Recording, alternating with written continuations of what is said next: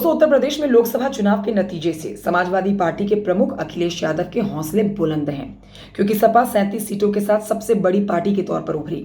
सपा ने 2027 में सूबे की सत्ता पर काबिज होने का सपना संजोया, जिसके चलते पार्टी अपने सियासी आधार को बढ़ाने में जुट गई थी। ऐसे में अयोध्या में हुए रेप कांड ने सपा की सियासी गणित को बिगाड़ दिया है।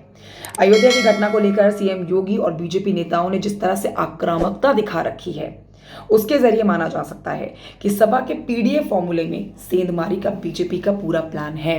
उत्तर प्रदेश की राजनीति से बहुत बड़ी खबर आप तक पहुंचा रही हूं दोस्तों, वीडियो को अंत तक जरूर देखिएगा, जरूरी जानकारी आपके लिए है। देखिए, अयोध्या में एक अति पिछड़ा जाति की नाबालिग लड़की के साथ रेप की घटना ने सपा को घेरने का मुद्दा दे दिया है। सीएम योगी आदित्यनाथ ने विधानसभा सदन में खुद इस मुद्दे को उठाया। अयोध्या में निषाद समुदाय से आने वाली नाबालिग लड़की के साथ गैंगरेप का मामला सामने आया। इस मामले में सपा के स्थानीय नेता मोहित खान पर आरोप लगे, जो कि गिरफ्तार कर लिया गया। उसके ऊपर कानूनी शिकंजा कस गया है। आरोपी की अवैध संपत्ति पर बुलडोजर एक्शन भी हो गया है। बीजेपी नेता अयोध्या की घटना को आधार बताकर सपा को मुस्लिम परस्त और अति पिछड़ा विरोधी बनाकर कटघरे में खड़ा करने में जुटे हुए हैं। दोस्तों, अब ये जान लीजिए कि अयोध्या में उपचुनाव नजदीक है। तो अयोध्या में नाबालिग के साथ गैंगरेप की घटना ऐसे समय पर हुई है जब अयोध्या जिले की मिल्कीपुर विधानसभा सीट पर उपचुनाव को लेकर सियासी तपिश गर्म है। इस सीट से विधायक रहे अवधेश प्रसाद फैजाबाद से सांसद बन गए और सपा उन्हें हर सियासी मंच पर विजय ट्रॉफी की तरह पेश कर रही है। उनकी जीत के कई मायने बता रही है। अखिलेश यादव सड़क से लेकर संसद तक उन्हें अपने साथ लेकर खड़े रहते हैं।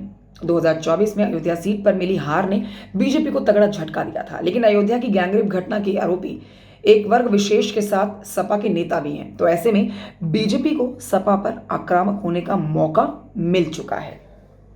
अयोध्या से सांसद बने अवधेश प्रसाद ने कहा है कि भाई, आरोपी को सख्त सजा दी जानी चाहिए, सख्त से सख्त कार्रवाई उसके साथ की जानी चाहिए। उन्होंने पीड़िता को 20 लाख का मुआवजा देने की मांग उठाई।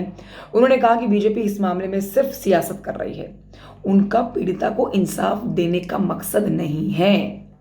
क्या है बीजेपी की रणनीति इन दोनों ही मामलों में? समाजवादी पार्टी को घेरने की कितना बड़ा फायदा बीजेपी को होने वाला है, आप ये जानिए। देखिए, अयोध्या की घटना पर सख्त एक्शन के साथ ही बीजेपी को सपा पर हमलावर होने का मौका मिल गया। जनता के मानस पर वो तस्वीर खींचने का मौका मिल गया, जिसके बहाने दोबारा से यूपी में अपने खिसके हुए जनाधार को वापस जोड़ा जा सके। बीजेपी की इस घटना के बाद अति पिछड़े दलितों के साथ ही महिलाओं के साथ ये बीच उनके संदेश देने की एक मुहिम आप कह सकते हैं कि समाजवादी पार्टी महिला विरोधी, महिला की सुरक्षा को ना देखने वाली पार्टी है। ये बीजेपी की इससे सपा की पीडीए का तिलिस्म को तोड़ने की भी स्ट्रैटेजी है। 2024 में लोकसभा चुनाव में दलित और ओबीसी वोटों के छिटकने से ही बीजेपी यूपी में नंबर 1 से अब खिसक कर नंबर 2 की पार्टी बन गई। बीजेपी की कोशिश अपने खिसके हुए जनाधार को वापस लाने की है, जिसके लिए उसे अयोध्या की घटना ने मौका दे दिया है।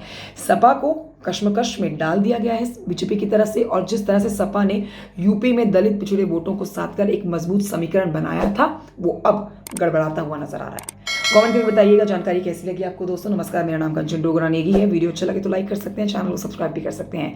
Keep watching. जय हिंद।